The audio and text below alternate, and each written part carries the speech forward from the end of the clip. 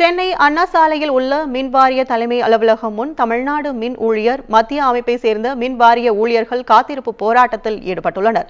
இதுகுறித்து செய்தியாளர் சிவகுமார் வழங்க கேட்கலாம். வணக்கம் சிவகுமார், இது குறித்த கூடுதல் விவரங்களை பதிவு பண்ணுங்க.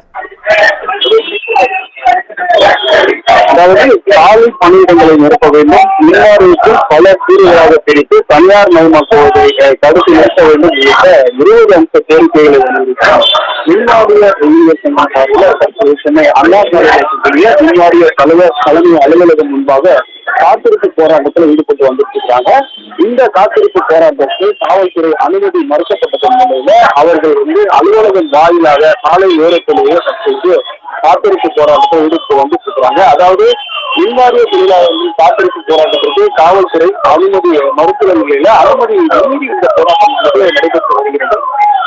தமிழக மின்வாரியத்தில் உள்ள 60,000க்கும் அதிகமான காலி பணியிடங்களை நிரப்ப வேண்டும்.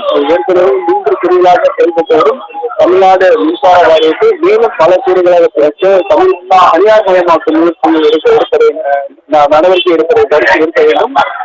திமுக அரசு பொறுப்பேற்ற முதல் அரசு பணி பெரும்பாலானவருக்கு வழங்கப்படவில்லை. அந்த அரசு பணிகளை நீதியாக வழங்க வேண்டும் உள்ளிட்ட 20க்கும் மேற்பட்ட அம்ச கோரிக்கைகளை வலியுறுத்தி இந்த போராட்டமானது நடைபெற்று வருகிறது. ஏராளமான மின்சார ஊழியர்கள் இந்த போராட்டத்தில் கலந்து அரசுக்கு எதிரான கோஷங்களை எழுப்புற காட்சிகளை நம்மளால பார்க்க முடியுது. இந்த போராட்டத்திற்கு காவல்துறையில அனுமதி மறுக்கப்பட்டதிலிருந்து அவர்களுக்கு அனுமதியை மீறி தற்போது இந்த போராட்டத்தில் ஈடுபட்டு வந்துருக்கிறாங்க. அசம்பாவிதங்களை தடுக்கும் நிலையில காவல்துறையினர் இங்கு ஏராளமான காவல்துறையினர் ஈடுபட்டிருக்கிறாங்க. போராட்டக்காரர்களை அப்புறப்படுத்தும் பணியில காவல்துறை தீவிரமாக ஈடுபட்டு வருகிறது.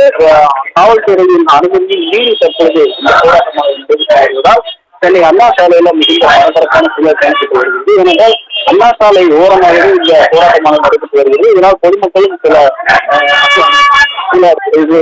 பிரச்சனைகளை சந்திக்கக்கூடிய நேரம் என்பதால தற்போது காவல்துறை இந்த போராட்டத்தை அடைப்பதற்கான செயலில் ஈடுபட்டு வந்துருக்கிறாங்க. அதுவும் மீறி தற்போது போராட்டத்தில் உங்கள் விவரங்களுக்கு நன்றி சிவகுமார்.